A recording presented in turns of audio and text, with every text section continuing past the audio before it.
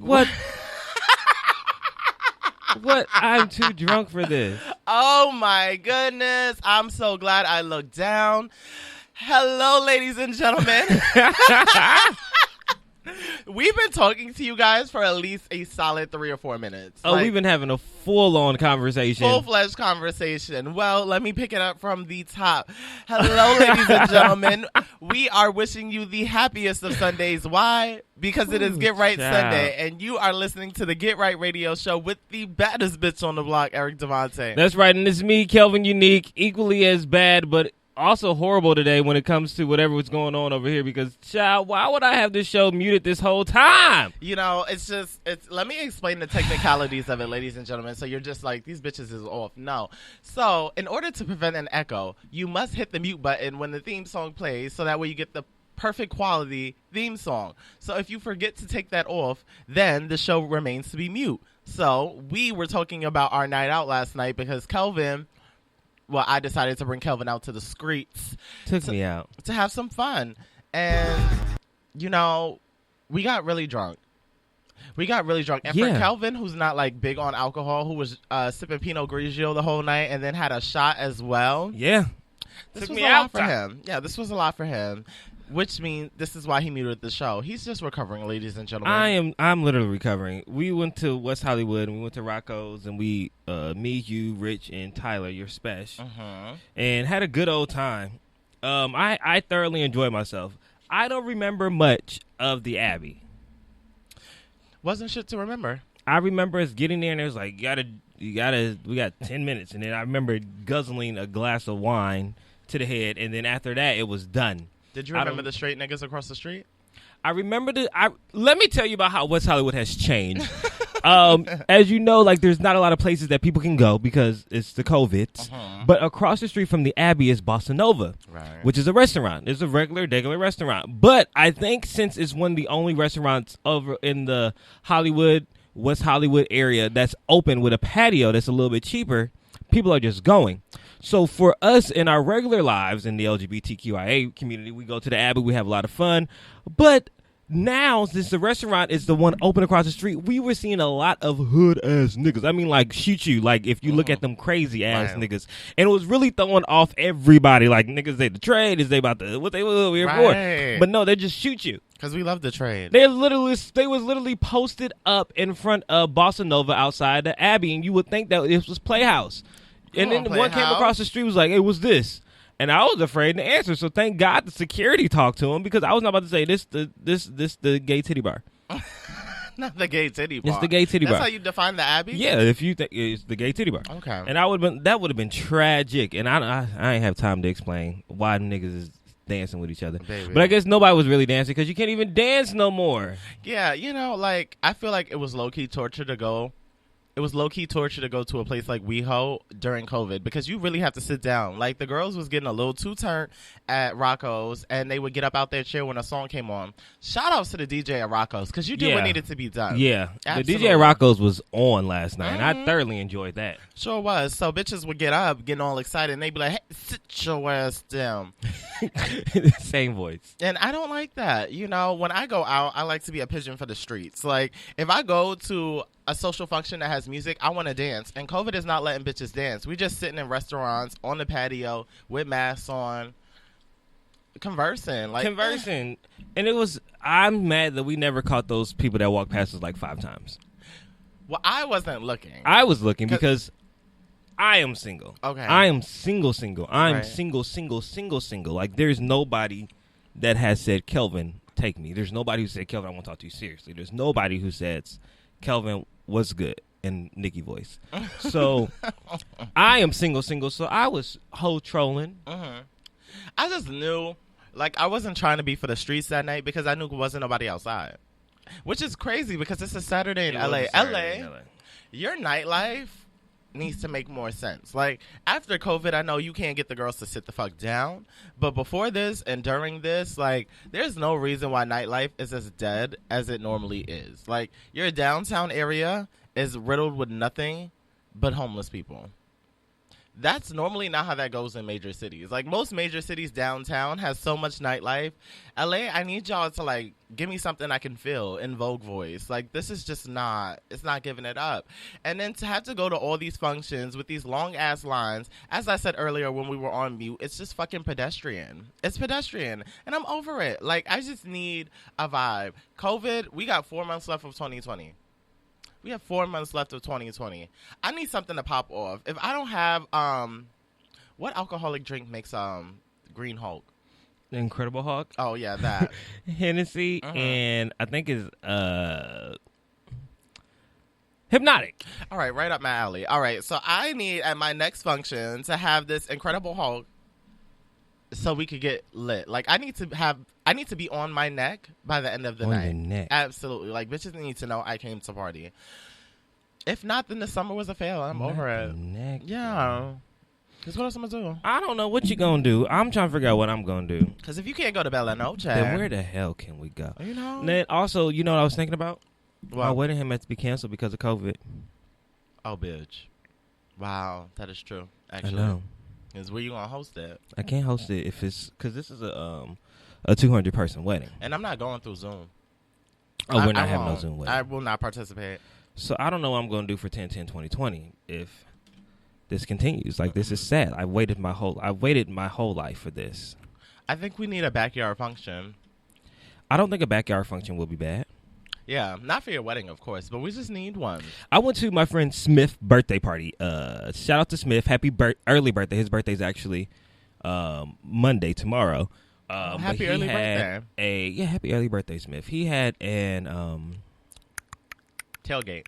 Yes, he had a tailgate, which I thought was really, really dope. And I think I may steal his idea for my birthday if COVID's still going around. I think you should. I would go. Where would you do it? I don't know. I've seen a couple parking lots downtown that are empty, but I don't know if I have to get like the city ordinance to get in there or like what exactly it was. But I would want a more like secluded space, right?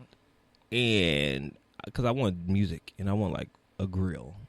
Yeah, I want to do what he did, but I want to do it just a little bit more. If you're gonna tailgate, you got to do it right. Yeah, we got to do it right. That's This gives me enough time. So I think I'm going to plan 2 functions just in case we have actual function. And then another one if we don't have an actual function. I think I'm going to do a tailgate. That's cute. I'm bringing my Incredible Hulk. Bring your Incredible Hulk. Nah, I don't think I should be around people with that. It's going to be BYOB, so probably blunts, burgers, and bottles. What's the why? Bring your own blunt burger bottle. Oh, that's cute. I like that. I'm down. Yeah. Let's do it. Okay. So, also, ladies and gentlemen, after this, we will be guest hosting on the Cat vs. Dog podcast. Yeah, I'm excited about that. I am too. Now, if you are familiar with the podcast pit, we happen to be on the same podcast pit with Cats vs. Dogs. Yes, we were. And that was really fun. And it's exciting that we get to actually sit down and talk together. Like, we didn't really talk together. We watched their show, and their show was hilarious. If you don't listen to it, please download their podcast because it's actually really fun. And I'm excited to go on their show. I am too. And then after this, Kelvin's taking me on a little date. Yeah, I'm taking my little shawty out on a date. You feel me? I feel like he need, to see the finer things in life. You feel me? I feel like he ain't never been treated right, so I'm trying to take him out, show him the finer thing. These niggas be shy about a date. Like, well, a bad bitch will make you nervous. That's real. So how has your week been? My week has been good. It's been good. I was off all week, and then Friday happened, and I had to go to work. And when I tell you, it felt like the first day of school, but when you have homework, and they actually try to teach you something on the first day of school. I hated that shit. Like, what? Just send out the syllabus and pass it around. We done had a break. We need to ease our minds back into this. Right. Oh, no. It was like jumping head first into everything. So, we're getting ready.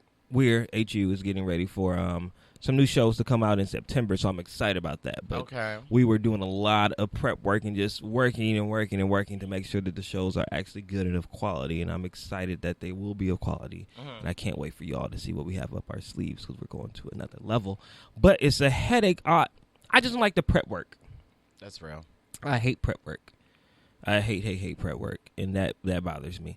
But then I also was on the internet, And you know I'm a Beehiver. Okay. Beyonce's in New York. Is she really? Yes. Doing what? Of course we don't. Child. Ashley's also in New York. Her dance wow. captain. Child. Her makeup artist in New York. Her stylist is in New York. Oh, bitch. The VMAs are next week. You in think New she's York. Wow. Imagine she So shuts down Times Square. The Hive is buzzing. Yeah. Yeah. God damn it, Beyonce. The Hive is buzzing. God damn it. And y'all know my second favorite night of the year is the VMAs. The first night is the Grammys. Of course. But the second biggest night of the year is the VMAs because you have a chance to do so many great, amazing things. And I don't want to get all into it today because I'm probably going to get into it the Sunday before. Yes, absolutely. Because, you know, I do my predictions and I am elated with the opportunities that they have this year at the Barclays, and that is empty. I don't know if they have an audience or not, but a limited audience. But I think the BET Awards made people, shout out to Jesse Collins and a whole staff at BET, made people push the envelope on how they're going to do award shows. Yeah, because those performances, amazing. baby. Amazing. The kids pulled up to the party to play. Okay. That's it. So I'm excited to see because you know BT has a budget, but MTV has a budget. Capital letters. So I'm excited. I've seen a couple snippets. I won't talk about all the stuff I've seen on the internet because, you know, I'll be trolling. And I'll save that for next Sunday. That's exciting. Yes. God damn it, Beyonce. But if B shows up at that motherfucking... Well, you know and Jay-Z. performs already. Jay-Z owns it. He does. I just want her to perform already. She ain't even got to do like the whole Black is King thing. Just perform already. And bring the news reporter, too. Have her do a cameo. Did you see her? Yes. Yes, bring her, Yes. too. I don't know how you're going to feature her, but just... She's in Philly. have so maybe Ashley she can teach her. introduce it. Something. Yes. In the outfit. Well, no, she can't wear the same outfit. No, she Elevate can. her outfit. Yeah, elevate her outfit. Give her a Absolutely. nice little sew in. Mhm. But have her out there and say, long live the king. We king already. Or at least let her walk out or something. She has to do something. Yeah. Mm-hmm. Absolutely. I love it. How was your week?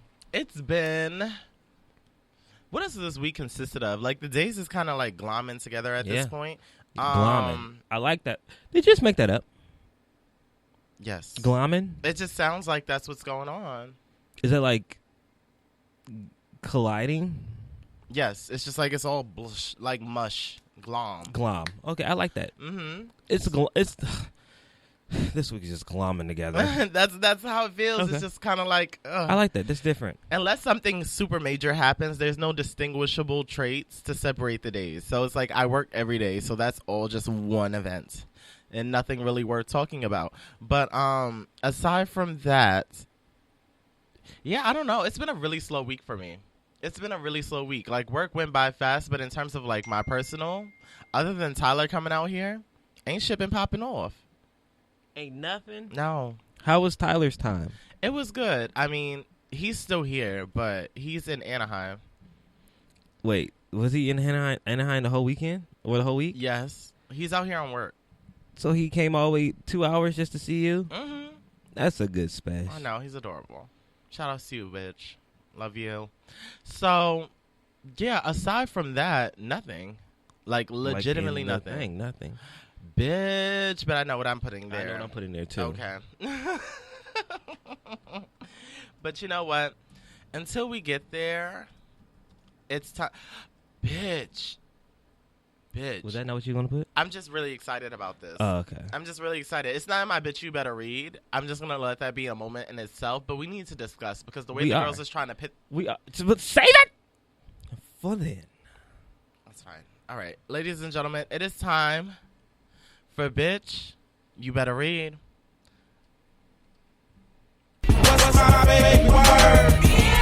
Whew, okay, number one. So, Megan Thee Stallion names Tory Lanez as the person who shot her. Duh. Well, we already knew that. Megan Thee Stallion finally put the rumors to bed Thursday night when she took to Instagram Live to reveal that it was Tory Lanez who shot her. After more than a month since the shooting, it seemed Meg had had enough of keeping quiet. Minutes before she went live, Megan made a subtweet saying, "Lie one more time and I'm going to quit sparing you," leading people to believe that she was talking about Tory. Then she went live and went into detail about what happened the night she got shot. Megan's near 10-minute rant went over the ridicule that she experienced from fans as well as why she kept quiet about the shooting. At one point, she addressed rumors that she had provoked Tory by getting violent, denying that she ever laid hands on him prior to him shooting her. Megan also denied that the argument between her and Tory was about their mutual friend Kylie Jenner, whose pool party was where the fight began. Megan also explained why she didn't immediately tell police what happened the night of the shooting. Megan said that she spared Tory from being in jail, but now ultimately regrets telling police that he shot her. On Wednesday, it was reported that the district attorney's office was considering bringing charges against Tory for his alleged involvement in the shooting. Now that Meg will likely be a cooperating witness, this may expedite that process, but we'll keep you posted here on the Get Right Radio show. I just need y'all to lay up off my good bitch Meg. You want to play the video?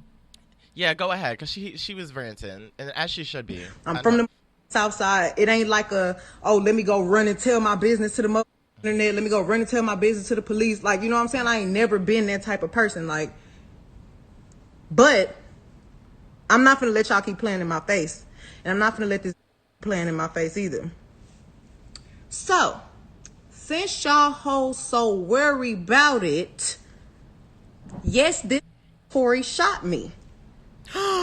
You shot me. And you got your publicists and your people going to these blogs lying. And they do. Stop lying. Y'all too? Bitch, a scandalo. I cannot confirm or deny. Wow. The media can be messy boats, but we are also the liaisons of information. This is my thing. Go ahead. I've seen a lot of people come at Megan for snitching and finally saying what happened. I hate that word is. But it's synonymous. so stupid because she's not snitching. No, she's not. She's telling her truth. If somebody shot me, I'm quote unquote snitching. I'm singing like a bird. Absolutely. Oh, I am telling it. You just tried to kill me. I'm going to say it in Tory Lane's voice because you're not about to shoot me and get away with it. Now, I understood her story. She said she was afraid to say that Tory had a gun in the car because the way that they were killing black people out here, which is real truth. And she was afraid to mention that they had a gun because they didn't know how they was going to react to him, and they may have shot him. And she was also a little afraid of what exactly was going to go on if she did report him. Was he going to get deported? What was actually going to happen to him? But for him to go around and try to act like he had no wrong in this, and to from like small circles tell different stories and things like that, is inappropriate. And she has every right to tell her story. I think it's really sad that we want to big up Megan for her music and all the other stuff, and we the niggas love when she does WAP and like all the other shit, and like when she wears a little thong and shit like that. But when it's about protecting her life, right? They pick a side and say, what's she doing? Like, why is she what? She was afraid to speak because she was afraid of this, the backlash. And if we continue to create this narrative that we don't believe black women, or that we make fun of black women being shot, because it's not funny when the police do it, then we all have a problem. That's real shit. But when somebody makes a mixtape that you liked, or somebody has Demon Time that you like, or what was this IG show? Oh, Quarantine Radio. Quarantine Radio, when they're pouring milk on them, on the titties, you liked, does something to a woman, then we flip the table. Yeah. And it's not okay. It's the same narrative. If we gonna say Black Lives Matter, we must include all black lives in all instances where Black Lives Matter. It's not just police brutality. It's brutality on each other. And that's what we have to remember. And that's what makes me sick about this situation. When I see people on the internet trying to pass this around like Megan is just a snitch, or why she ain't say nothing before, or should we care now? Yes, you should care. And we should always care, because guess what? He shot her from her account outside of the car while she was leaving. So for him to do that, he honestly could have hurt her a lot. He meant to harm her. Yeah. But if the bullets, or he would have missed shot and shot her in the head. Oh my God. Or shot her in the chest. And actually killed her? And actually killed her. Because we think it's funny because it's in the foot. Right. That's what it is. That's what he shot her in the foot. That nigga crazy. He shot her in the foot. What if he would have missed? Mm-hmm. What if he would have aimed for the foot? What if he would have aimed for the foot but missed and shot her somewhere else? Right. And now Megan's gone. Mm-hmm. It's just not funny. It's true. It's true. And I feel so bad for her due to the fact that, like, Meg doesn't have either one of her parents. She doesn't even have her grandmother. So it's like she's really been on this rise to fame on her own for the last year and some change. Like, and a lot of people don't take that into consideration. They see this girl out here and they see her socializing with these different groups of people. And they're like, oh, you can't trust a bitch like Meg because someone who's friends with everyone is really a friend to no one. And it's like, well, she doesn't have a core foundation that most of us do. Like, at least for the most part, we can say that we have at least one parent in the household. Meg legitimately does not have that immediate family structure. So for her to be out there trying to socialize with other people, and shit, Megan isn't even 25 yet. The girl's just trying to have some fun. She's trying to balance her college career, and she's also providing a service to us. The girl, you know, shortly after losing her mom, like, has been on stages. She's been dropping songs. She's been collabing with all these artists. Like, she's doing us a favor, providing us with Hot Girl Summer and all these taglines and shit like that. And then the moment that she needs us to actually believe her, we are nowhere to be found. Rag tagging the girl, joking about her. Like, the fact that she had to go on IG and post a picture of her shot foot in order for people to believe that she was actually shot in the foot. And then they still started questioning it. And then you still have people sitting there saying, well, I still need to hear Tory Lanez side before I hear. Either way, he shot her. There's a bullet in the foot. Tory is not shot. I can't. So Meg is probably really over it. And I hate that Meg has gotten to see the really sweet side of fame where everyone just loves you. And then she's gotten to see the really negative side where it's like, oh, girl, shut your black ass up. We don't trust you. Da-da-da-da-da. Like, Meg was just that girl not too long ago. She's still that girl. But, like, now it seems like it's a trend to poke fun at her. And it's disgusting. I really think don't like because it. we don't take anything serious until we have to take it serious. When it's a Pop Smoke. When it's a, yeah. Yeah, that's when we're like, oh, my God, Meg. Meg told us about this before this. Yeah. Imagine it was actually a consistent domestic violence, domestic violence. I don't know the correct phrasing for that. But imagine she was actually in a relationship consistently with Tory Lanez, and she told us the first time that he was abusing her. But we had no proof that it was happening. So we're discrediting her, her, and then something actually happens again. And then she is dead. It's like, oh, shit. She was really telling us something. So it's like, we're lucky that this was one singular incident. But the way that everyone is handling Meg is disgusting. It is actually disgusting. And it just goes to show that we value black lives when they are taking it by someone else, and we don't value our own black lives at times. Yeah. And it bothers me. And I was watching Twitter pull up old receipts about when Megan was talking about how her and another boyfriend got in a fight and the cops put up on him, and she didn't want to snitch on the boy there because she was afraid what was going to do. But then he turned around and said that he hit him. Right. And it just it's sickening to see that she once again was trying to protect this man and had the man turn on her. Damn, I forgot about that first story. So it's like, it's just a lot of things that just don't sit right with me with this whole Tory and Megan thing. And it's more than just Tory and Megan. It's our culture as a whole and how we treat domestic violence in our culture, how we turn a blind eye, how we make jokes about things when these are very, very serious things. There are people who are living this domestic violence life every day that go outside and go to work and live their everyday life afraid to say something because they're afraid of the judgment that will be cast upon them. How do you feel about this whole Selena Powell situation? Is she a porn star? I don't know what that hoe does. I don't know what she does. Well, I thought that was the question in itself. Like, is she a I saw the interview that her and her friend did, and I'm in between, but at the same time, I lean more towards the side of the woman where it is like, so this woman was talking about having sex with like 7 basketball players. She didn't have sex. She gave head to 7 different basketball players. And the Suns, right? The Phoenix Suns? Pick a better team. And, you know, like, why go for the bottom of the barrel? Roster. Why? Like, if I'm going... The Lakers. If I'm going where the money is. If I'm into it, I'm going to go hard. If I'm taking 7 to the head, I am going where the money is. Where they can leave me a tip. Right, the Suns. I haven't heard nobody talk about the fucking Suns. Leave what? And the Suns? Did you think you'll get a come up from the Suns? Is that why you had to do 7?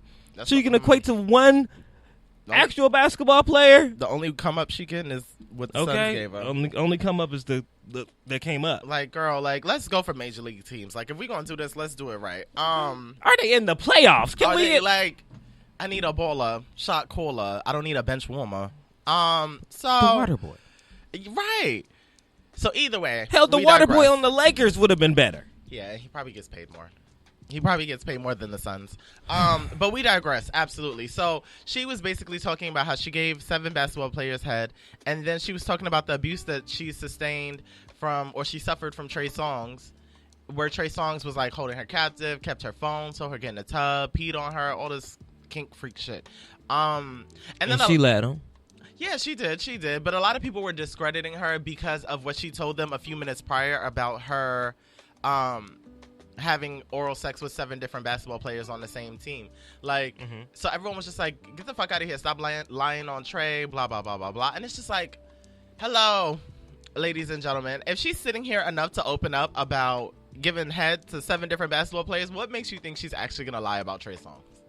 What makes you think that? And the way that we don't choose to believe women, like, we only...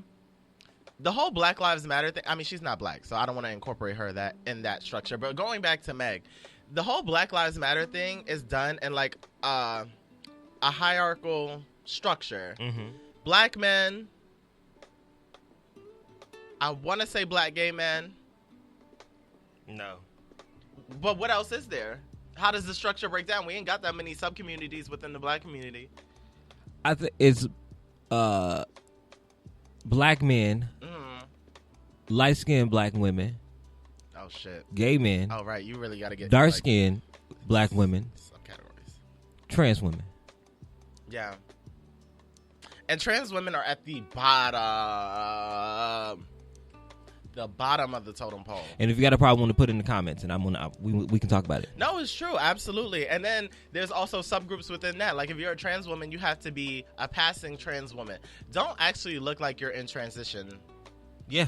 And like, that's not going to cut it. Like, it's disgusting. So when we talk about Black Lives Matter, we really need to either mean that wholeheartedly and really get into the protection of each black subgroup, or shut the fuck up.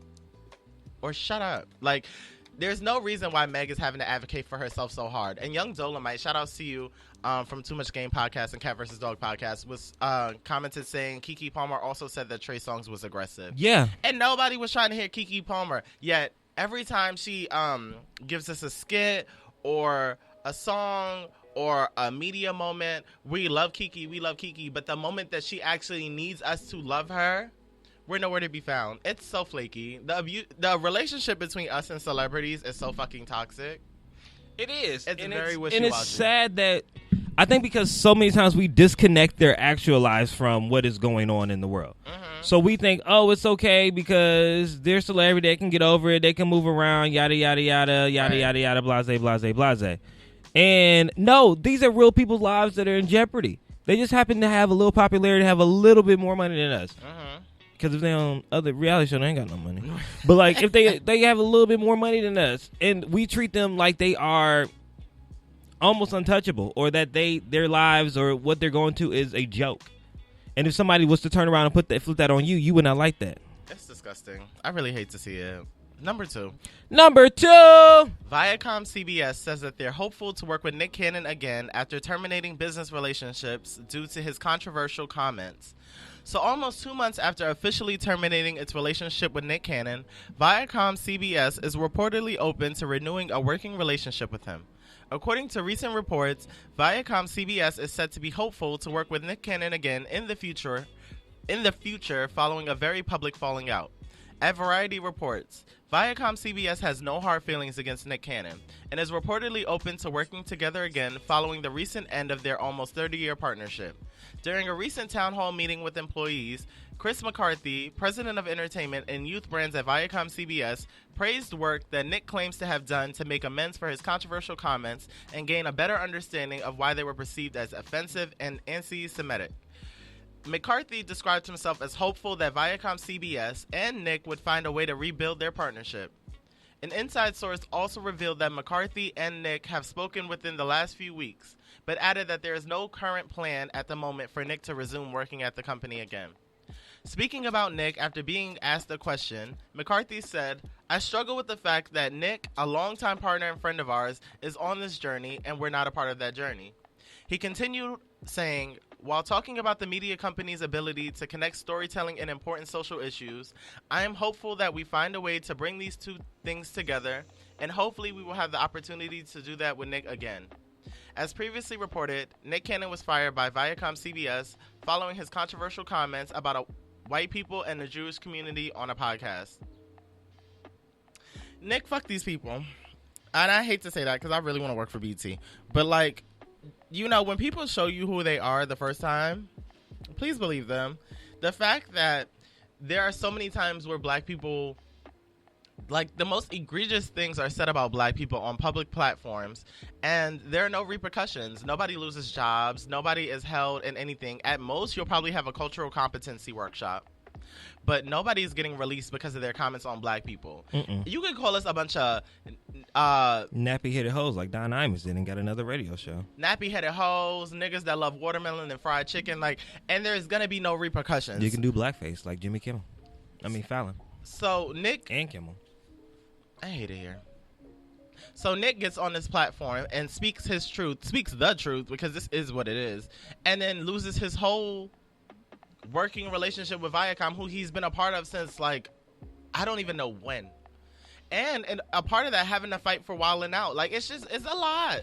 It is a whole lot, and it's them trying to save face.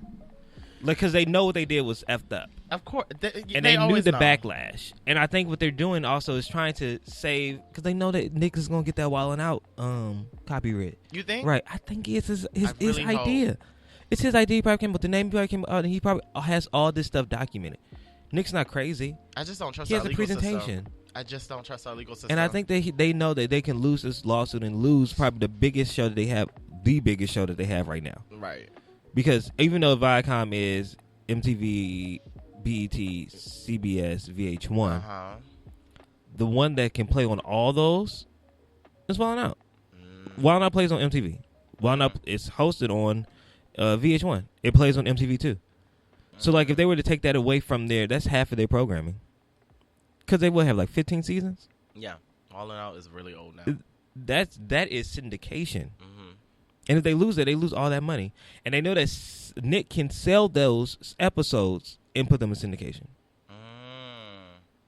And we'll keep watching them. Yeah. We will keep watching them. I really need to see the earlier season of Wildin' Out. Like, when Tyra Banks was on, like, I need the earliest Yeah, I want season. the first season of Wildin' Out. Yeah, like, when it was, like, there was a budget and we were just testing things. Like, I want it. When the set was real small. Yeah. Real rinky-dink. Real warehousey. And the jokes were more gutter. Yeah. Because you ain't have a budget, so ain't nobody watch you too hard. Yeah. Now so many people on the stage. It's a lot. Remember when Cat Williams and Kevin Hart was on it? That was first season. Yes. Cat Williams, Kevin Hart. Kevin Hart kept coming back. Yeah, he was like a regular. Yeah, like he just kept coming back because he kept losing. And there was a point where I felt like it was an actual competition, and then at a certain point, I felt like Nick kept throwing it so the guests could get the belt. Yeah. And I didn't like that. Yeah. I was like, if you're going to bring them on, like, legitimately flame these niggas and, like, make it a competition. Yeah. Like, if Wildin' Out comes back revamped and well, I want to be a reoccurring cast member. I'm manifesting this. It's happening, ladies and gentlemen. I just don't know in what form. But, like, as a celebrity guest, don't you dare throw it. I'm going to win. Yeah. Like, I'm going to win. Don't throw that shit. Yeah. I'm coming for your neck. That's it. Like, I'm going to get that ass, Habibi. So, I don't know. But I really wish the best for Nick because it's Nick Cannon, a hardworking black man, and he hasn't said anything extremely out of pocket. We know that Nick is a lover, or we have reason to believe that Nick is a lover of all people because consistently he has shown us nothing but that. Viacom, like, come on, man. Get it together. Get it together. You really about to fuck around and ruin a partnership trying to stroke your own ego, assholes. And shout out to Nick for staying strong and apologizing for how he said what he said. Because I think people misconstrued his apology and said he was selling out. No, he apologized for his ignorance and not understanding the whole Hebrew culture, but he never took back what he said. Yeah, absolutely. So shout out to Nick for standing firm and believing in what you said and staying firm and believing in what your IP is. Black IP is important. Intellectual. For those that don't know what IP is, that's intellectual property. Black intellectual property is important, and what this case could do is say that black ideas matter because we are the culture. We push the culture forward, and that's Nick's IP, and it belongs to him. It's true. So he needs to get paid for it. So shout out to Nick, and we are with you as you sue Viacom and whoever else you got to sue. If you need us to march, just get out the Wild and Outcast members and march behind them. Yeah, absolutely. And Ellen. They'll march for him. Number 3. Number 3. Yeah, I see what you did there. Nene Leakes takes to social media to Nene remind... Leakes? Yeah, Nene Leakes. That bitch from Real Housewives of Atlanta. I'm pretty sure she referred to herself. Nene Leakes takes to social media to remind everyone to support black women and also calls out those who have gone silent in protecting her. Oh, okay. Nene Leakes has a message for all those who neglect to show support for black women, and she let her opinion about the matter be known on social media in a very passionate series of posts. Nene also suggested that there are people in her circle who have gone silent in protecting her when she needed them the most. Taking to her Twitter account, Nene Leakes definitely did not hold back when she posted her thoughts on the lack of support that black women tend to receive in practically all walks of life. However, it was when she began to post about her own current personal experiences that things took a really interesting turn. Nene wrote the following: "Support black women. I have protected everyone for years and covered up things I shouldn't have. I took the beating so others didn't have to, and no one has protected me or stood up for me. Y'all have gone silent and turned the other cheek. Y'all are not exempted from getting the same treatment one day." However, she wasn't done and added, "It's not about one black woman. It's about supporting black, period. I'm strong. I'm healthy. I will survive. Love y'all. Bye." While Nene didn't specifically call anyone out by name, many fans are assuming that she's referring to some of her castmates on The Real Housewives of Atlanta or even her Bravo boss, Andy Cohen. As previously reported, the new season of Real Housewives of Atlanta has already started filming, but Nene is still in contract negotiations. If this shit is done mostly on Zoom, cut it. Andy? Well, Atlanta's open. Oh, good. I was because You know I'm not Atlanta's watching Atlanta. that. I've seen a pool party in Atlanta yesterday. I meant to go to Atlanta. I actually was supposed to go out there for our Labor Day. Yeah. I wanted to go to the club. I can't. I'm going to the city. Oh. I'm gonna go to Atlanta soon. New York. Oh, that's what you refer to Brooklyn, the city. I'm not from Brooklyn. I'm from Queens. Mm-hmm. I'm not doing this with you. Mm-hmm. So yeah, that's where I'll be instead of Atlanta. But Atlanta, I am coming soon. So boys, buckle up. Now on to Nene Leakes. Buckle up, mask up, bitch. That too. Sanitize up. That too. Eric, don't you be out here in these streets of Atlanta and bring me back something. This isn't about me. This is about Nene Leakes. So yeah, Nene. You know, at first when I read this, I actually did the opposite of everything I told you guys with the first story, where it was like support. And initially, I was like, "Fuck Nene." Support black women, but fuck Nene. That's horrible. I don't want to hear that. I don't want to hear it because Nene is so fucking entitled and toxic in her own ways. Like, as a black woman, love to see it for Nene. Love to see that she's doing well. Love to see that she is like that matriarch of Real Housewives of Atlanta, that bitch.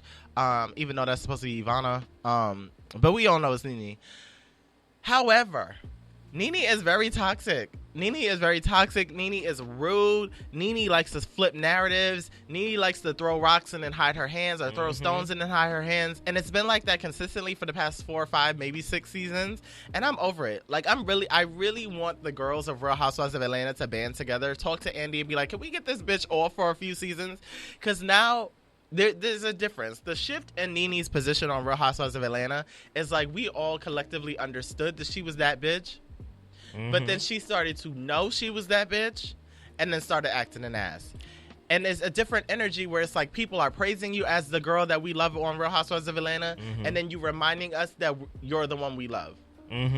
Don't give me that, mama, because we made you. This is a co-exchange. Like, you entertain us, we endorse you.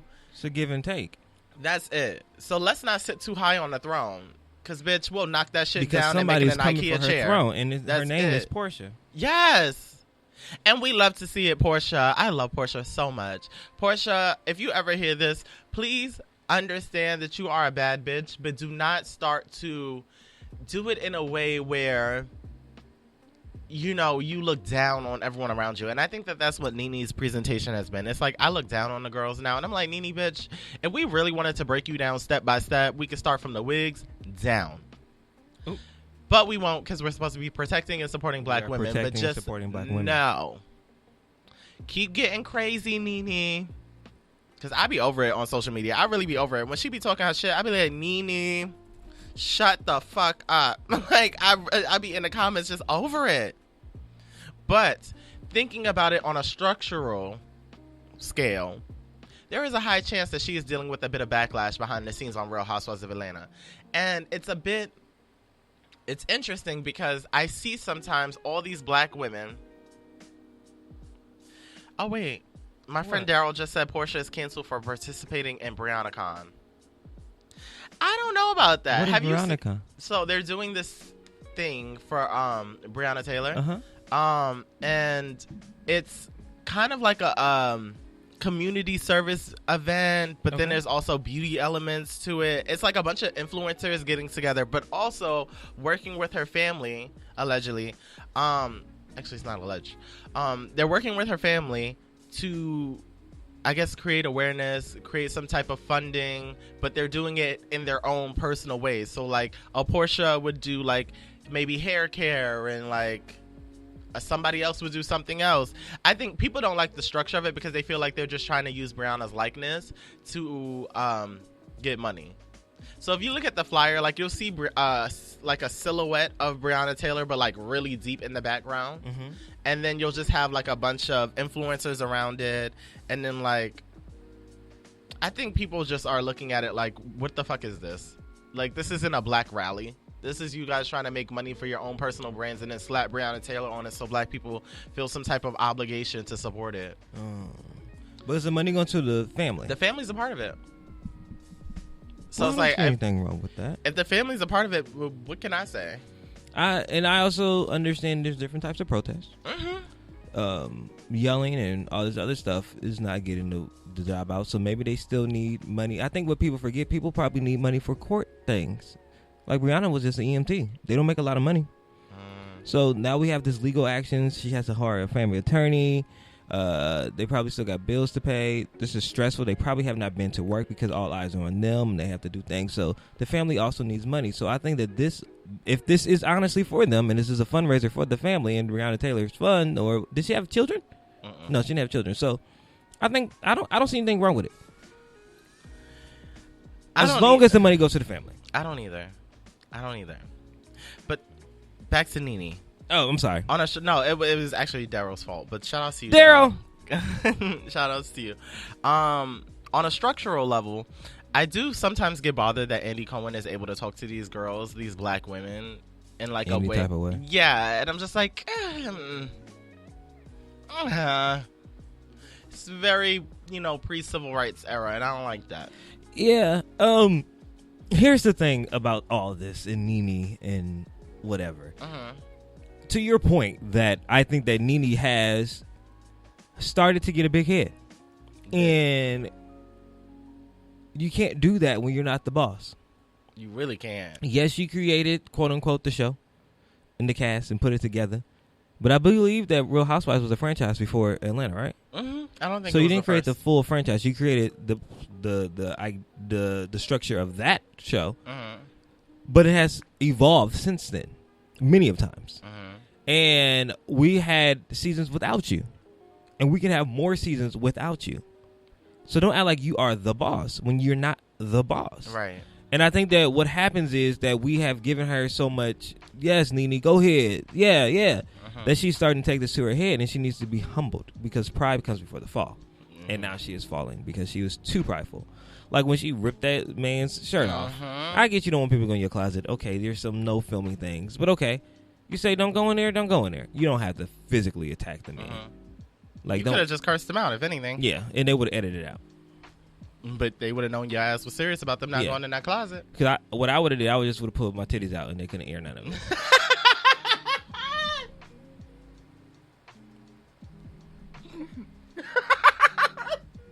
There's just things to do. Why was that your first thought? Because what else can I do? Like what can't they air? Nudity. Boom. I feel like they would still find a way. You want to see the real ass baby? Here's your chance. They was. I'm just that's the first thing I'm gonna do. I feel like they would censor it and still do it. Yeah, but it would have made a moment. But you wouldn't have thought about my closet no more. Yeah, maybe not. You would not thought about you. Would they would have walked away from the closet and just focused on my titties. Look, Nene, and then I would have started singing songs they had no license to. So that way I know like they couldn't play the audio neither. So they can't use the footage and they can't use the audio. That's what I would have did. All they have is censored titties and you just singing Aaliyah songs. So because you know they're not on Blackground, so they're not on internet, so they have no license into it. To sing "Rock the Boat." Yeah, rock the boat. Ooh, baby, I love your strokes. Shake my titty, shake. That's what I would did. Like, there's no why, no. But I'm sorry, I'm so sorry. But no, I think that she has gotten a little bit of an egotistical mindset, and I think that is inappropriate. And to her point, we do need to protect black women, and like we said before, but also we need to protect black women when they need to be protected. And we cannot continue to protect black women if they are not protecting their own values and self-worth. And that sounds really misogynistic when I said it out loud. But I think the point that I was trying to make is that what you put out, you get back. So if you're out there being mean, you're being nasty, and then you're crying that no one's protecting me. Yeah. Well, we can't really protect you when you put this karma upon yourself. Yeah, absolutely. You still have to be good people first and foremost. Like I think as black people, we need to understand that when we do this whole protecting each other, we can't lead with bias. Like the base of our argument needs to be, I'm going to advocate for this person because they're black. And the argument is Black Lives Matter. All Black Lives Matter. So the basis, if you are black, therefore I should be willing to advocate for you. Now, if we go further along that, if you're a black person and you're a bitch to everyone that is around you, no one's going to advocate you, not because you're a black woman, maybe because you have burned a lot of fucking bridges and nobody wants to fuck with you. If you're a black man and you're a fucking rapist, like a Bill Cosby or a R. Kelly, people are not going to fuck with you. Like, you being black is the basis, but now you're out here harassing kids and drugging women. So now you have burned a bunch of bridges, so we cannot advocate for you. We still have to have a certain level of like moral respect for you. But if a person holistically is a good person and they're black, then advocate for them. It does not matter if they are trans. It does not matter if they're a woman, a man. It does not matter if they're blind, handicapable. Advocate. Yeah. If it's all Black Lives Matter, then be consistent in the messaging. You bitches keep fucking up the brand and it's exhausting. Stay consistent. Stay consistent. That's really what. That's Jeez. it. Number 4. Lori Loughlin speaks on 2-month prison sentence. Number 5. We don't care about white tears. We don't care about white tears. We don't care about white tears. We don't care about white. Whoa. We don't care about white tears. We don't care about white tears. We don't care about white tears. Whoa. Take me up and we don't care about white. We don't care. We don't care about. We don't care. We don't care about white. We don't care. We don't care about white tears. We don't care. That was great. So Lori Loughlin speaks on 2-month prison sentence in college admission scandal.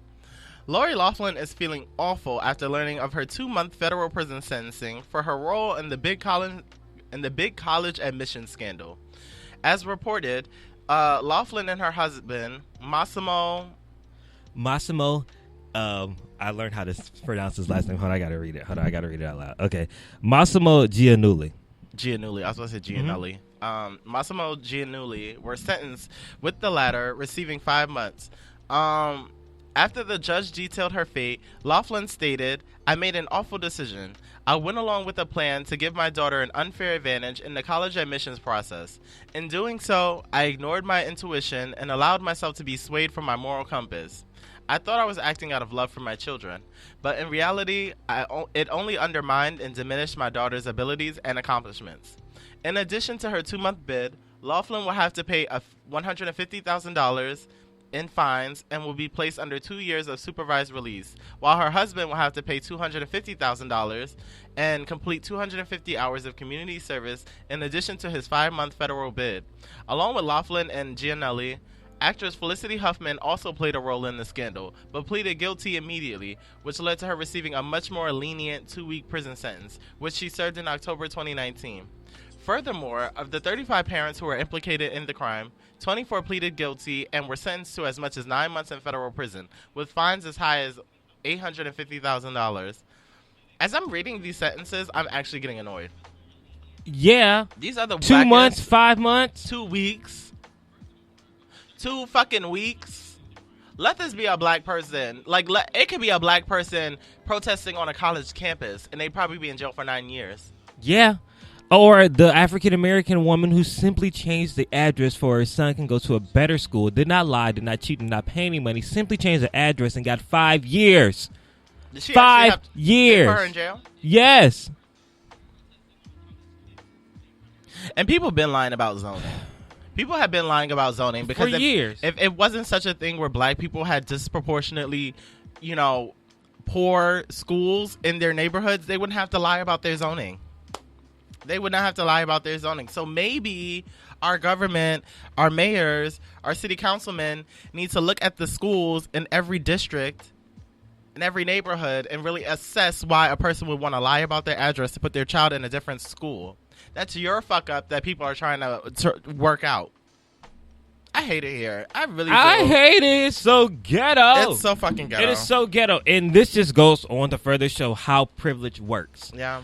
What I will say to the judge, when he did comment on, I was reading like what he was saying and saying like she just wanted to, she's living a princess life and a privileged life, and she just wanted to have it all. And she did not stop at anything to get it all. And trying to put her and her husband in the place like you really, there are people out here struggling. And you use this to try to get more and get ahead. When you lied about your daughter's rowing, you paid to get scholarship money.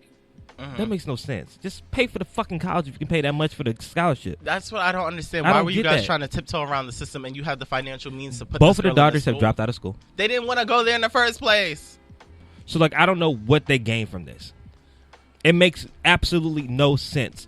And what it makes me mad is that when you live a life of privilege and you forget that you are privileged and you do more harm than help. Like, I think about the child who can't afford to go to USC, who really needed that rowing scholarship. Like, this was their chance to get out of what situation they may be going on at home. This may be their chance to be a first-generation student. And they never got that chance because somebody like this took away their admissions or took away that scholarship that could have helped them better their lives and their families' lives. Or somebody who was literally busting their ass to pay for this school and could not get a scholarship, but is somehow making it, and you're paying your way to get accepted. That's ridiculous. That is absolutely ridiculous. And these sentences are a fucking joke. They are. 2 weeks. Actual joke. And she probably only did like 3 days. Yeah. She ain't going to spend much time. Aunt Becky's going to the real Full House. And she's probably not going to do her whole 2 months. Nah, probably not. She probably do on good behavior. 3 weeks at most. Weak ass. And I can't blame her. She's exercising her privilege. And then I go to a real prison. In a country that condones that shit. So why wouldn't you exercise privilege in a country that allows you to be privileged? Don't let me fuck around and get some privilege. It's over. Don't let on me. Nene who? Y'all think she acting brand? Let me stop because that's not me. Y'all know that's not me. That's it. That's not me. You was about to cut up. No, that's not me. That's not me. I probably that's not me. And number 5. Number 5. R. Kelly supporters marched in the streets of Chicago. Dumbasses hope you get corona. R. Kelly supporters marched in the streets of Chicago to demand his freedom. Although he has remained behind bars for several months, R. Kelly still has many diehard fans who are anxiously hoping that he is freed sooner rather than later. Several R. Kelly supporters recently took to the streets of Chicago and marched in protest to demand that he finally be allowed to come home. R. Kelly currently remains in jail on a host of charges involving sexual assault, sex trafficking, child pornography, and more, stemming from a collection of ongoing investigations regarding his alleged sexual history with underage girls. His trial has been delayed multiple times due to COVID-19, and R. Kelly has also tried and failed multiple times to be let out on bail. Given these turns of events, his fans have apparently had enough and decided to express their disappointment that he still remains locked up. Mm-hmm. The fans marched with signs and chanted about freeing him, although the possibility of that actually happening does not seem likely, as new charges against him continue to pile up. As previously reported, R. Kelly reportedly controlled a bank account that received at least $1.2 million last year, which was created shortly after he was charged in Cook County Circuit Court. He's also allegedly opened a bank account in someone else's name, and he can be heard on recorded calls from jail, directing people to contact the person and receive payments indirectly from Kelly. Ethan's so great. If you want to chime in, call in at 323-900-0478. Because for me to have you on a dual live when we're on a podcast, it's bad audio. Yeah, and it wouldn't work. It wouldn't work. So, yeah, call in if you want to. Or if you want to join, anytime you want to join the conversation, either call in or jump on the app and comment in the comment box so we can read exactly what you're thinking and how you're feeling. Yep, because we can't do a dual live on the radio. Yeah. Mm-hmm. It makes it sound staticky. But I mean, I'm a fan of R. Kelly's music, absolutely. But like to be outside, like actually advocating and protesting, what does that say about you? What are your morals? Lock them up too, because that means that you are supporting pedophilia, and I need to see your internet browse history. Because clearly you got some demons in your closet. Like, why are people? It goes back to the thing that I said about Tory. As long as they are doing things that we love, yeah, they're making music. We have these. I get it. Step in the Name of Love was that jump. I was in a youth choral, 4-time Olympic gold medal winning at the World Choir Olympics, or choral. I can't talk. Choral program, right? We sung Happy People. We sung it. Kids sung Happy People. So I get it. That's crazy. I get it. I understand that they have memories, and I understand that these songs remind us of a better time in life, a younger time in life, and they have probably got us through some things. You probably had your child to it. I understand. I get it. Yeah. But what I don't get is you ignoring the fact, and you can't separate the music from the man. The man is sick. The man needs to be locked up. Enjoy your memories. Hold on to them because those are the only things you have. But for now, this man needs to be locked away. Yeah. Absolutely. What he's done is sick and it's inappropriate. He locked bitches in rooms and made them boo-boo in a trash can.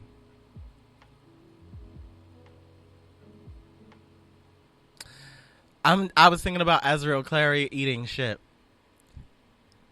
Because I didn't know which direction. I was going to go there, but I didn't want to bring it back up. Sorry.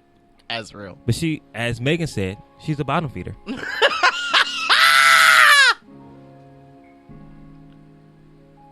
And when you feed from the bottom and you finally make your way to the top, cut it. And you have a chance to tell your story, people must believe your story about supporting black women. And the crazy thing is, it's black women that's out there marching. Maybe they So when will we pick a side, people? Their kids were conceived to your body is calling, and they're like, I need to get him out. Well, they need to call him and just wish him well. Because we're not getting him out. That's not the goal. That's not the way for 2020. You out there marching with signs and masks. Like Rona ain't out there like this is a BLM march. And you trying to KLM. Killer Lives Matter. We don't care. I just don't understand. Like, how can you be comfortable with yourself to go outside and actively march for R. Kelly's freedom? Sweetie, just if you must, go on Spotify, hit the playlist, and, well, Spotify won't have any R. Kelly in any curated playlist, but, like, go on Apple Music, download some songs. I mean, I'm sure he'll appreciate you, but, like, sweets, you advocating for R. Kelly in these streets, especially as a black woman, knowing what he's done to young black girls, it's just... It don't make no sense. Your moral compass is a little cracked, sis. It's a little cracked. Thank you, Daniel, baby. He complimented my outfit. For you bitches that can't see me because we're on radio. I look cute. But yeah, I really can't. You know, like, I'll listen to... I can't even hold y'all. Like, moment of transparency, I still listen to R. Kelly every now and again. It's not as consistent as it once was, because when I tell you it was it was a thing. Now you'll probably get like a song every now and again. But like, I can't actively march for him. I can't act like what he did wasn't fucked up. I can't put money on his books. It's just no. That's a no. It makes no sense that in 2020 that we are still debating if R. Kelly should be free or in jail. There's been multiple situations. There's evidence. The privilege of a cis straight black man. Daniel says the same chicks marching for his freedoms don't have custody of their kids. Ooh. Period. Ooh. Well, that's that on that. I mean, it kind of makes sense. I'm pretty sure because they probably gave custody over to R. Kelly. That's why they're trying to march to get them asses back. When I go home, I have to talk to my mom. Like, I know she's not advocating for R. Kelly, but like, my love of R. Kelly and Whitney Houston comes directly from my childhood. Mine too. Yeah, so like, I know she thinks he's disgusting, but I don't even know, like, I haven't heard her listen to anything R. Kelly, but I've also been in California. So I'm like, Me too. I want to have so many conversations with her, and this is going to be one of them. I too, because TP2.com is probably one of the greatest R&B albums of all time. And is that the one with the white coat? Yeah, with the white coat and the glasses. And Tawanda played that out. Like, even when the first allegations came and Happy People, You Saved Me. You Saved Me is a great gospel album. It is, yeah. There's some great gospel songs on there. But I won't play them. Yeah, he's sick. It's some wild shit. It really is. And to you bitches out there marching for Kelly, I hope you get corona. You let the people live with the deepest sincerity and the most kindness, because I was told I was being mean earlier. I think you should get corona, but you shouldn't die. But you should get it for being that stupid. Yeah, he's like, I don't know. Fuck these girls. I don't. That was all for That's bitch. what he did. Yeah. And that's the problem. That was heavy. I know, because we need to go there sometime. That was heavy. We need to paint a picture for these people that are marching. That's what he did, and that's why he's where he is. That's heavy. Whew. Well, that was all I had for bitch. You better read. Oh my gosh. Do it again. And ladies and gentlemen, that was all for bitch. You better read. What's my favorite word? Oh my goodness. Eric, this show just gets ghettoer and ghettoer as the time goes on. You know, me and Eric found out that our anniversary is almost coming up. The Get Right anniversary is almost coming up. It is. I don't know why. Did you have to register? Yeah, it had to register, and then like also on live, I have the WAP hairstyle right now. Wow, okay. Well, that's fun. So it threw me off. That's fun. Yeah, but I'm so excited. We've been doing this for 3 years? Yeah, it'll be 3 years in this thing on September 9th. Wow. That is crazy. Mm-hmm. We should do something for our anniversary. Yeah, when this is over, we need to have an actual party. Like, it's long overdue. But, like, right now, what can we do to commemorate 3 years of the Get Right? 3 years of the Get Right. We'll think of something. It'll be good, too. Fun. Something that everybody can get involved with. Mm-hmm. Maybe we'll do a giveaway. That'd be cute. We'll do a giveaway. Signed photo of me and you. I know everyone's dying for that. Absolutely. These bitches would gag. And a selfie. We'll do a meet and greet. A social distancing meet and greet with Zoom call with all of our fans. No? We'll talk. Okay. We'll talk. We have some things to discuss. But let's get into the topic, because I'm too fucking excited, ladies and gentlemen. Like, I really can't contain myself. It's crazy. And for this one, I'm just going to steal Ladies Night because we need this. Check it out. Where the ladies at? Yeah. Check you out. Where the ladies at? Yeah. Where the ladies? Okay. For those I of don't you, like how it stopped. Yeah, I didn't realize it was so abrupt. For those of you that follow Versus TV or you follow Brandy or Monica, then you know that the next Versus battle will be between, I can't even speak, I'm so excited, the two icons, legends, 90s divas, trilogy members, Brandy and Monica. And I'm so... Let me take a second.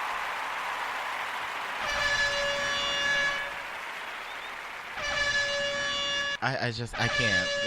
It's really a lot for me. This is really a lot for me, ladies and gentlemen. Brandy versus Monica on the next Versus on, is it August 31st? Yes, August 31st, the day after the VMAs. Okay, perfect. We need to discuss. We have to discuss how epic this is. How did this even happen? Because they both said no. They did. I remember Brandy saying that she did it. She wanted to be a celebration, and Monica was like, "I'm down for a celebration," but they also said they weren't here to battle each other. But I'm happy that they, maybe after seeing how well Jill and Erica went, and how all the other Verses really have since then have really just been a celebration. I think it started off like a one. Yeah. I got you, you got me. Like whoa. Right. But now I think it's more like we're just celebrating black music and celebrating the joy that it brings and coming together when we really need to. And this right here is going to break records. It is. This is going to break live records because everybody and their mama want to see this. Everybody wants to see this. And I am so excited that they have decided that we're going to put whatever beef we had in the past, because we all know Monica punched Brandy in the face. Yeah. She did. Punched her right there in that It was face. just one of them days. And had to go on stage and sing, and she was singing so hard. Brandy was upset. Smack fire from that girl. I'm so excited. Like, and people are saying, people have been asking me, what team am I on? I'm not on a team. I've actively supported Brandy and Monica throughout the entirety of both of their careers. I have no reason to pick a team. I am the winner here. We all are the winner. Like, I'm literally, if I had work that day, I would call off. I would actually just call off that day, and I think hopefully we're done by 5. And if we're not done by 5, guess what we're doing? Pausing production. That's it. Because Brandy and Monica deserve it. Like, I just don't know. Like, from Brandy and Miss Thing or Full Moon. Never Say Never. And Never Say Never, Full Moon, and then After the Storm, and I just think there's a lot of and when people try to say like Brandy's going to eat up Monica, I think people forget that Monica has some of the best R&B bops out here. Like songs that really like underline like soundtracks of our lives. Yeah. Like growing up. Like Brandy may have been the bigger global artist. She is Cinderella. yeah. She is Cinderella. She is Moesha. On the mainstream, Brandy has Monica. But Monica has also timeless music that we also forget about a lot. Yeah. Like Before You Walk Out My Life. Oh. Not Tonight. Or On the First Night. Okay, Wanna I Get was Down like, with- not tonight, yeah, Lil' Kim. Yeah. I yeah. Want to Get Down, but not the first night. That's my shit. She has She has For You I Angel Will. of Mine. For You I Will. Yeah, just one of them days. Yeah. But then on the other hand, we have Brandy. Have You Ever? Almost Doesn't Count. Oh my God. Like you said, Full Moon. And then like some of the deep tracks, like He Is, and some songs like Even though we won't hear any of those. only way, like you said before, we all win. But the only way that Brandy could win is if she plays Impossible from Whitney. Oh damn! Yeah, she can't counteract that. Whitney. And you know, Brandy is the type of person to do Cinderella. that because would. it's a Whitney connect. I would. Yeah, Brandy's definitely gonna do that. I would say, Brandy, you had a great time, and this is what I'm also excited about. Okay, so this is what I really want to talk about because we were going to get into it last night and I didn't. It's the small, minute details, which I'm excited about because this is a versus battle, and as we've watched the verses grow as they've gotten from the Neos and Javante Austin, which I still think is one of the best ones that they had out here. But they were like in their studios, social distance. Right. And you see rinky-dink cameras, the lives cut off after 2 hours and had to log back in and all that other stuff. To this major production by Apple Music that gives them more than 2 hours. They can go as long as they want and be logged in for as long as they want and do everything else. To seeing John Legend and Alicia Keys duel on pianos and sang live to the DMX and the Snoop Dogg dancing and doing their live vocals. I think that this one may be the best one. Oh yeah. And this is why. I think people are missing the small, minute details. Like, this is live from the Tyler Perry Studios. oh, I think people are forgetting that part. Mm-hmm. So what I'm thinking and what I'm praying is that this is a production. Yeah. I'm seeing an elaborate set, like an actual like set in the background. Mm-hmm. I am seeing live band. I am seeing live vocals. Yeah, they have to sing. They have had enough time, because when was the last one? The last one was Rick Ross and 2 Chainz. Horrible. That was like 2 weeks ago. Horrible. I don't remember. That was like 2 weeks ago, right? I repressed it. And this one is 2 weeks away. Yeah. So if they do what I feel like they should do, live band, live vocals on the TP studios, they have unlimited access to those studios. He gonna get them a sound stage. He gonna let them do what they want to do. Build a set. Build a boy's mindset out.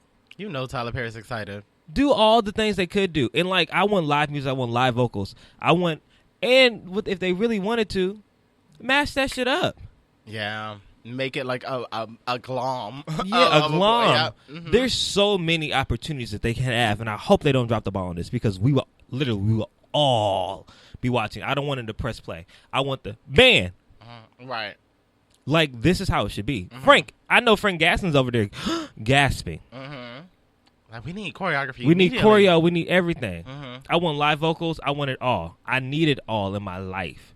And I think this is the moment that really could help Brandy sell that B7 album. Yeah. I listened to it. There's a couple songs that I really do like. It had to grow on me. No Tomorrow, it's my shit.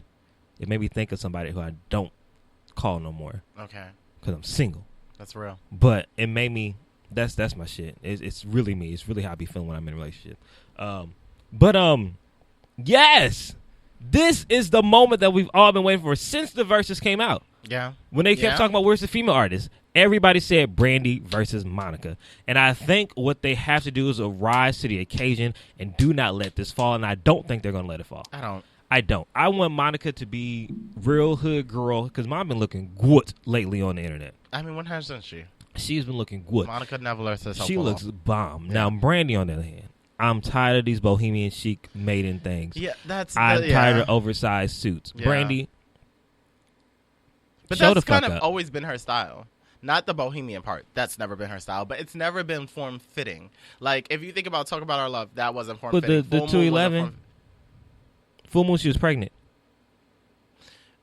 But also in the younger days, that was all Yeah. baggy shit. But I want her to look presentable. I want her to look grown and sexy. I 'cause know Brandy's Monica's going to be it. Monica's style is fun. Monica and Rashida are like my favorite dress celebrities. Mm-hmm. Like, those girls dress down. Like, it's everything. It's real relatable, but it looks good every time they step out.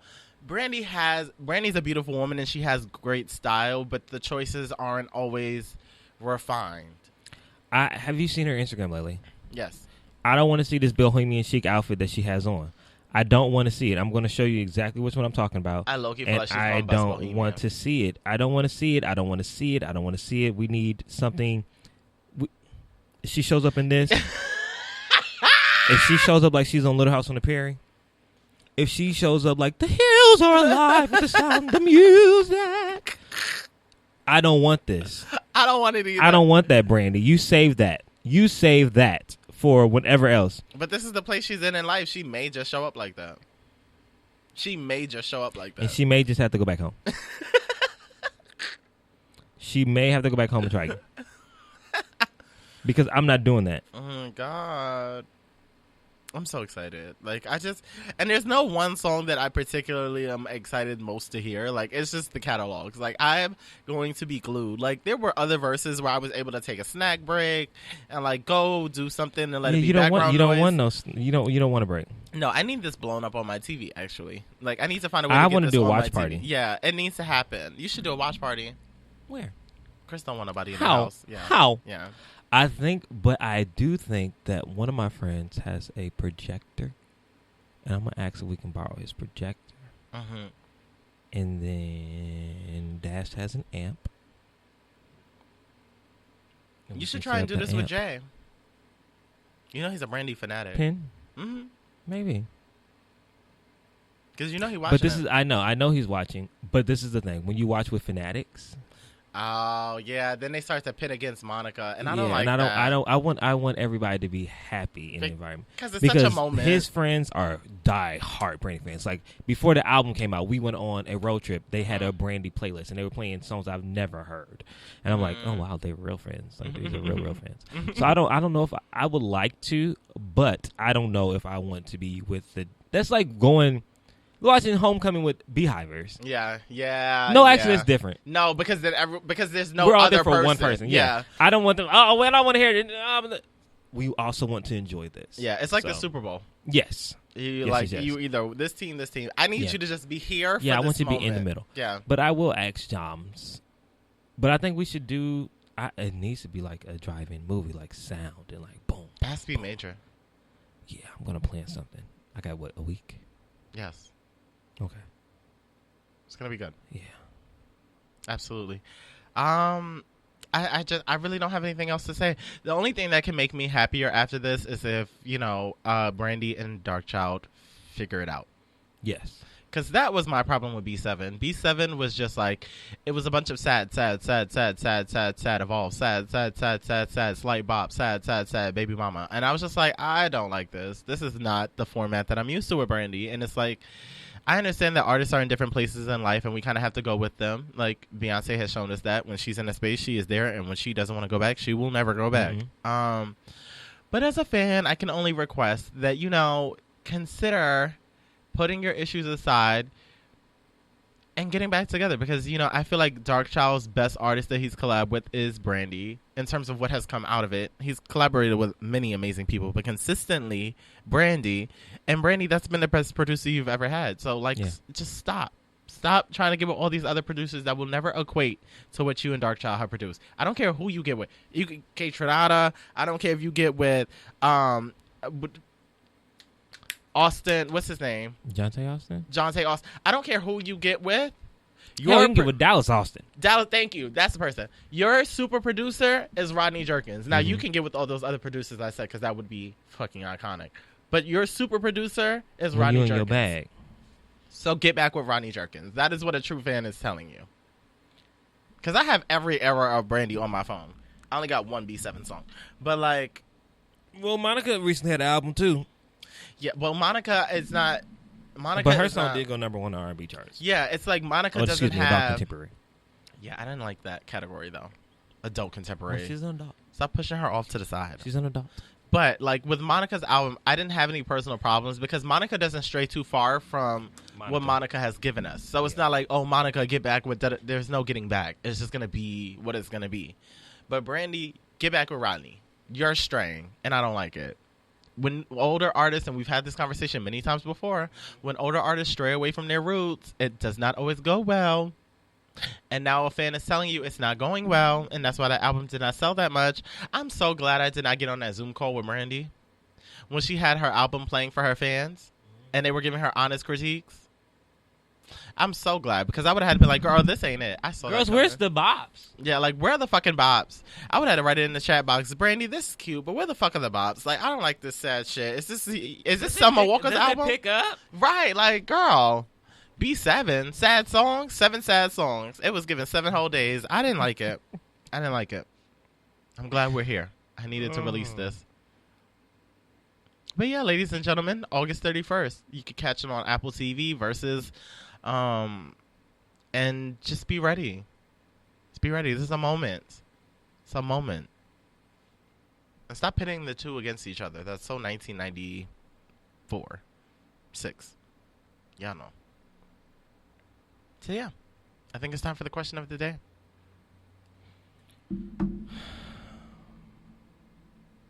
You seem so overwhelmed. Question. That was really loud. That was really loud today. Question. I haven't heard that loud in a minute. Ever. Question. Question. I like it. All right. So now, ladies and gentlemen, is the moment that you've all been waiting for. It is the legendary question of the day. The question of the day. Name a celebrity that you think is lame. Name a celebrity I think is lame. Why are all y'all bloggers doing this? Like, everyone is doing it in their own verbiage. I think Terry Crews is lame. I think Terry Crews is lame. I completely showed his ass this season. Tory Lanez, I think, is not only lame but stupid, because we saw the rise of Tory Lane rise harder than ever and also drop faster than ever. In the same quarantine season, not even maybe 6 months removed. It's very interesting. He was like, "Oh, I did all this. How can I fuck it up?" So I think Tory Lanez is a clown and lame. I think that I don't want to say I think Trey Songz is lame. Just because what I'm hearing. I think he's attractive, but like his treatment of women, it's just this level of entitlement, and that's what makes you lame. It's like being famous doesn't change you, it just amplifies you. So that's a word. For Trey Songz to be doing this. Long as I got keys, long as I got keys, long as I got don't need nobody else. That's the word of the day. So, like, thank you. So, for Trey Songz to be doing what he's doing, it just comes off as like, oh, is this what you would do before? Like, you're one of those people that just preys on girls and gets abusive and feels like you're untouchable because you've reached a certain level of status. Because Trey Songz been in the game over a decade. Yeah. As crazy as it is, like, this ain't Trey Songz gotta go. Gotta make it. It's been a long time. He has made it. He don't even got neck braids no more. So it's like, now you're out here and, you know, you've had this level of success. And you're also extremely attractive, so why do you treat women like this? Like, why? He knows he can get away with it. But just that predatorial nature. Like, you can have almost any woman you want. So if one woman rejects you, move around. Move the fuck around. Just move around. Find a woman that will be with the freak shit, because I guarantee you, I've seen your comment section. Someone will be with it. Selena Powell let you pee on them. So. It's just, I don't know. So I think that Trey Songz is lame. I think that who else do I think is? Who do you think is lame? I agree with your Terry Crews, Tory Lanez, Trey Songz. What's with the T's? I don't know. It's the T life. I also think that Tekashi is lame for obvious reasons. Another T. 50 Cent is lame. Oh, been lame. T.I. is definitely lame, and I don't know why we keep giving him passes in this black community. He's been lame for years now. Can we talk about that? He is problematic. He needs to go somewhere. I don't believe any of the rhetoric that he throws around. I don't know why we keep giving him the pass. Yeah, I don't. Like, T.I. has really gone unscathed and under the radar. Like, he just does and says so many problematic things and is so arrogant and so sure of himself. Well, there's nothing wrong with him being sure of himself, but the other things I mentioned before that, that's Eric, the issue. when you loud and wrong. Yeah, like, and he's that's often loud and wrong. Yeah, it's consistent for T.I. You know who else is lame? Who? Boosie, badass. And I don't know why we keep letting him get a pass. I'm not even gonna I don't understand why we keep letting him get a pass. I don't want to get triggered.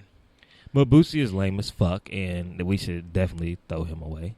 But what I would like to say while we're on Boosie, and I'm going to keep it concise, to you blogs, shame the fuck on you. And it's actually one blog I'm talking about in particular. I know what you're talking about because I be seeing it. Because I just don't understand how. So, first off, the fact that people even look for the opinion of Boosie Badass, you bitches need a actual compass, like, and a good one. Boosie Badass is not that. But the fact that you're looking for him to speak on this Meg situation, and then all he could contribute to the conversation, and this is not what was posted on the blog, because I follow a certain hashtag, and that gives me different clips that you don't see on these major blogs. The post that was on a blog is him talking about if Kim Kardashian had a situation, he would send goons to protect her. Nobody gives a fuck. Black man caping for a white woman. Hate to see it. Now, on to the thing that I saw off these blogs. They were asking him about his feelings on the whole Meg and Tory situation, and he was just like, I don't want to say nothing. I don't want to say the wrong thing. I need a feature from Meg, and I'm friends with Tory. I hope Meg sees this, and I hope you never get that feature. I hope you never get that fucking feature, you transphobic, nasty ass, white crust on the corner of the mouth having ass broke down nigga. I hope you never see that fucking future. I hope your career never revitalizes. I hate that your career is booming the way it is because you spew transphobic rhetoric around a child. And then also bragged about having your kid molested by an older woman to make sure that you preserve his sexuality that has not been defined. I hope your career never sees the light of day or the level of success that you feel like you want. I hope it never goes anywhere. Boosie is the fucking scum of the earth. And to all you bitches that support him, you're disgusting. You're fucking disgusting because look at why you support him. Y'all don't listen to Boosie's music. Somebody tell me the last 3 tracks that came out from Boosie in the last 3 years that would make him relevant. Y'all have brought him back to relevancy because he disrespected a child and a man who actually cares about his kids versus a man who has his kids sexually assaulted. Y'all are a part of the problem too. That goes to show the fucking hierarchy in the black community. Like I just said I wasn't gonna go on a rant, but I'm pissed again. Like No, go ahead. I hate Boosie. Like I hate him. And when I see black people in the comment section talking about give this man a show, no, give this man a sentence, and not no Lori Loughlin sentence. Give this nigga a decade in jail. Like he's disgusting, and there's no accountability for him because the black community has this issue with homophobia and transphobia. And that perpetuates other things. So you guys are willing to support a fucking predator, an idiot, because he supports your ignorant rhetoric. I need a second. All that to say that Boosie is lame. I need a second. That's okay. Boosie is lame. I can't. I hate it. I also think that all these celebrity 50 Cent, I said 50 Cent is lame, but I'm going to go into why I think 50 Cent is lame. Go ahead. 50 Cent is the trolls of all trolls and has not had a hit since Curtis. And the way he's been trolling Megan getting shot, I think is not cute. The whole way he was trolling 6ix9ine is not cute. The way he treats his own son is not cute. And he's lame. He needs to go away. I also think that we as consumers have become very lame because we allow lame shit to happen and we forget about it, or we praise the lame shit because we're afraid to go against what other people are saying, i.e. the T.I.s and the Boosies. And I understand, like we said before, Boosie probably has one of the best Negro spirituals of the 2000s. Wipe Me Down will forever be a Negro spiritual and something that it gets us off our feet and moves our souls. The irony that his biggest hit is Wipe Me Down and it looks like this nigga don't bathe.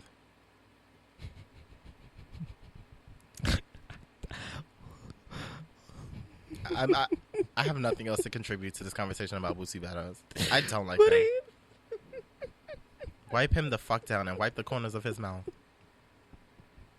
Do it with a Clorox wipe so I know it's real. I understand that he was given those hits, but leave those in the past. Some people don't need to be resurrected. Boosie is one of them. T.I. has not had a hit since Rubber Band Man. He really hasn't, actually. So why do we keep being spoon-fed his... When did he become... Because I understand the Family Hustle. Was he supposed to be like Bill Cosby from that? Like he was supposed to be like Cliff Huxtable? Is that what made him like likable? Yeah. Was that the turning point? That's very much the structure that we were presented with T.I. It's a strong black male figure who's actually at the top of his household and making sure his kids do right and all this stuff. That was the framing. But then as time started to go on, we see how problematic to get more, it is. Yes, as we started to actually get into what's going on in the household, and we only get what's presented to us. Yeah. So if what's being presented to us is questionable, can you imagine? Can you actually imagine? To the Hyman, to the other crazy rhetoric that he just pours out there, he's definitely lame. So I think what we should do, we should make a lame Hall of Fame. And whenever somebody does something lame and comes lame, we should just put them right there in that lame Hall of Fame. We need a sound effect to go with that. Yeah. So those are our first inductees into the lame Hall of Fame. So Boosie, we have 50 Cent, T.I., Mm-hmm. Terry the Crews, Mm-hmm. Trey Songz, Mm-hmm. Tekashi. Tekashi 6ix9ine, Tory Lanez. Tory Lanez. Welcome your freshman class of Lame Hall of Fame. Let's give them a round of applause. Absolutely.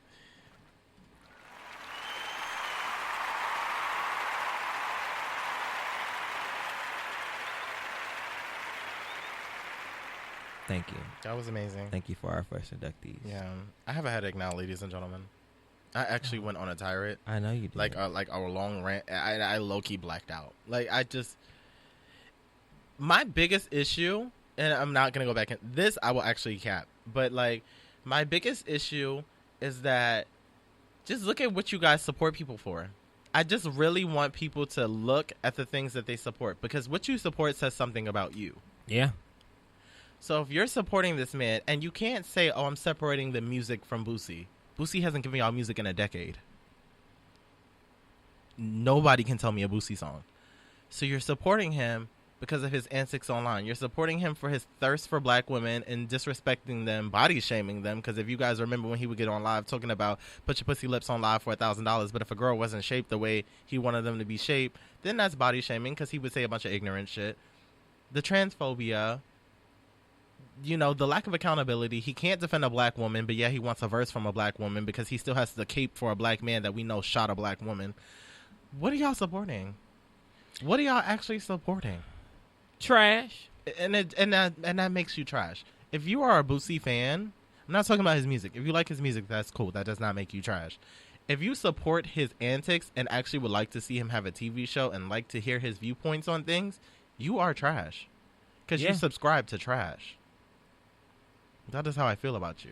And you too can be in the Lame Hall of Fame. You too. And you'll probably work your way there. Probably work your way there one day. So, yeah. That was that. I'm ready. I'm ready. And now, ladies and gentlemen, it is time for If I Told You That. And today's If I Told You That is, say you were stuck on a deserted island and you had to eat one of your limbs for sustenance. Oh, Jesus. Okay. Which body part would you choose? Ooh.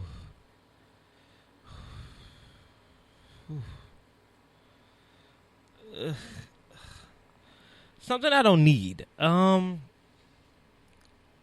Maybe like this meaty part. This is my bicep. Mm-hmm. I'd probably eat my bicep because I don't think I would need that. Like I would need my hand,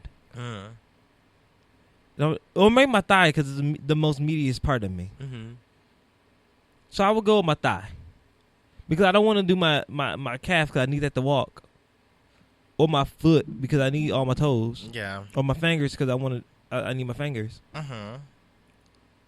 So either my thigh or my bicep. Final answer. Okay.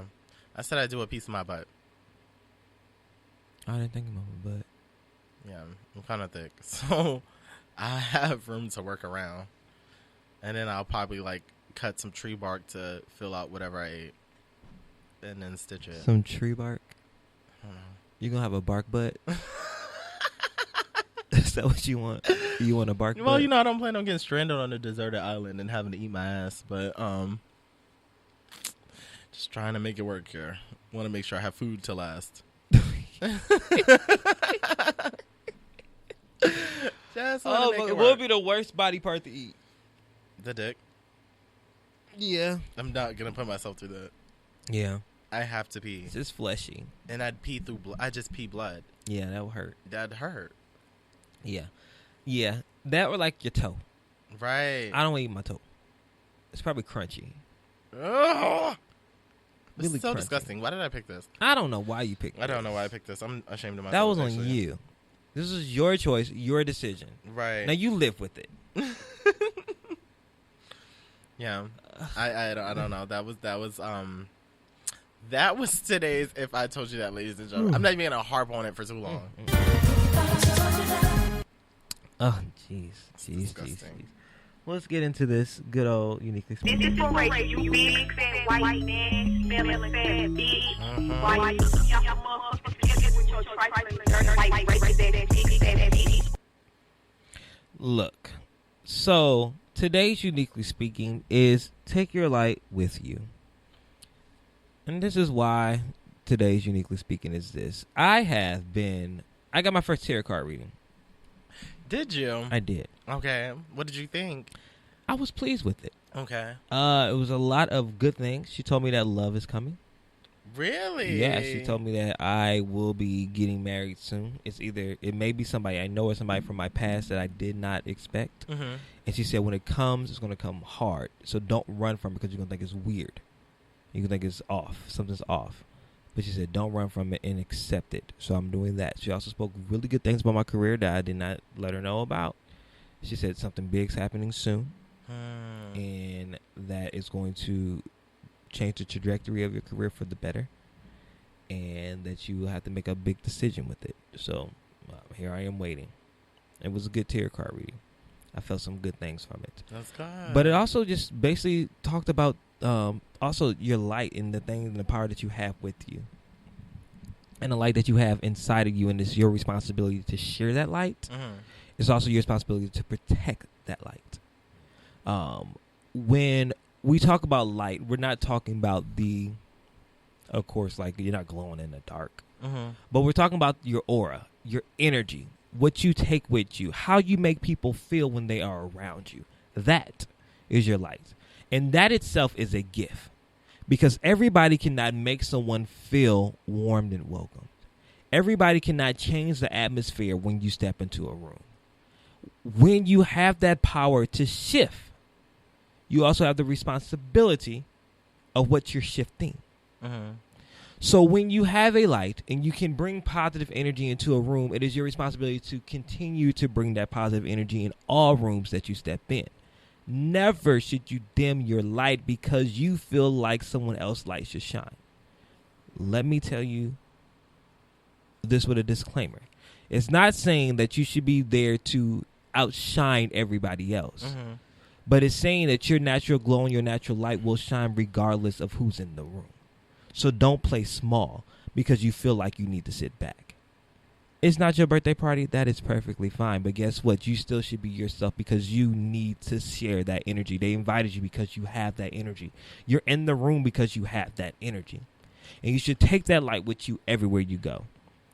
Also, you should protect that light because some people will try to dim your light because they don't understand how you can shine so bright. Mm-hmm. How is this person shining? They're not even doing anything and they're getting the attention. They're not even doing anything and people are gravitating towards them. They're not even doing anything and they continue to get these blessings because that light is shined the way through dark paths. And so people can see it in the darkness, and people don't like that because people like to sit in the dark. Because they don't want to see what's going on. They don't want to see you do what you're doing. So they want to sit in the dark. And you let them people sit in the dark. And you don't let those people around you. Because your light is too special and too precious to be playing a fucking tap light or a fucking night light that is simply lighting up a corner so somebody can piss on you. You have too much light in your life to let those things happen. So when you're carrying your light, make sure that you are never dimming it because someone else thinks it's too bright. And also, if you are the only flashlight in this dark ass room, maybe you need to leave. That's true. And that's true. Uniquely Speaking. This is for Rachel, you big fat white man, smelling fat bitch. I'm gonna whoop your ass when I see you. Girl, fuck off. That is still my favorite soundbite. That was really good. That was really good. And I think it's important to figure out what your energy is. A lot of people, like, I feel like we're the type of people that have a very strong energy, and people would like to be around us because we have a warm energy. And that is a gift. A lot of people don't recognize it, like you said, as a gift. But, like, there are some bitches that come around you just like, oh, my God. And your energy just shifts immediately because you know that they don't always have good vibes. So you having a light and a positive energy is a blessing. Foster that and protect it, because what you may not see, other people see and feel, and then they'll try and feed off of you, or they'll just be in your space. And it's important sometimes to be able to just have discernment to say no to certain things. Like the days when you don't want to hang out. Like if a friend has an energy that's kind of off-putting, it's okay to say no. It doesn't make you a bad person, but you have to be conscious enough to be like, all right, I know what this could possibly give. I know in terms of history what this person typically makes me feel. I'm not talking about just intimate relationships. I'm talking about like it could be friendships, family members, like any other being. You have to like operate from a place of, is this what's going to benefit me in life right now? Is this going to hurt me? Is this going to positively affect me? And then do that, because shit, everyone has their own energy shifts right now with COVID especially. So you can't be taking on all the girls. You really cannot take them all on. Like I don't answer certain phone calls. I don't respond to text messages until I'm ready to respond to them. I don't feel bad anymore. Like before I would really feel guilty about it. Now I'm just like, well, I just don't feel like doing it. I was the same way. I would give my number out or like say like, or because you know me, I'll give my number out to whoever, whatever. And I would feel the obligation to speak to people even if I did not feel like I wanted to talk at that moment. And I would feel myself being drained. And my energy being drained because I care so much. Like, oh, maybe this person needs me to reach out. I mean, no, Kelvin. Yeah. It is perfectly fine to protect your peace and your energy. And I think that we forget that sometimes. Like, our energy is our energy. Our peace is our peace. And no one's going to protect it like we can. So we have to step away from those things sometimes.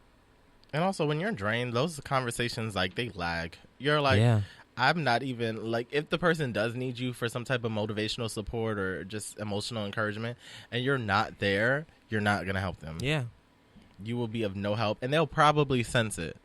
And then that further creates the issue. So be honest with yourself. Be fair to yourself and understand your feelings. Like, it doesn't make you a bad person to not always be available for people. Yeah. That was a reminder to myself, but I think I'm pretty reminded at this point. As you should be. Yeah, I really be dubbing the girls. Like, I can't be bothered. I'm sorry. I can't. I tried. I can't. Sorry, I can't. I tried and I can't. I can't. All right. I'm ready to get the fuck ASAP after this shit. So hungry. What have we learned today? I've learned that we have a lame Hall of Fame. We do have a lame Hall of Fame. Mostly filled with gentlemen whose name begin with T. Yes. So if you have a T name, we're coming for you.